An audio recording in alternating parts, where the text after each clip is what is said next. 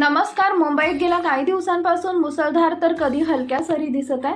अशात हवामान विभागाने येत्या 1 तारखेला धार पावसाचा इशारा दिलाय. दरम्यान बंगालच्या उपसागरात कमी दाबाचं क्षेत्र निर्माण झालंय, त्यामुळे मोसमी पाऊस सक्रिय होऊ शकतो. हवामान विभागाच्या अंदाजानुसार पुढील 3 ते 4 दिवस पावसाचा जोर कायम असेल.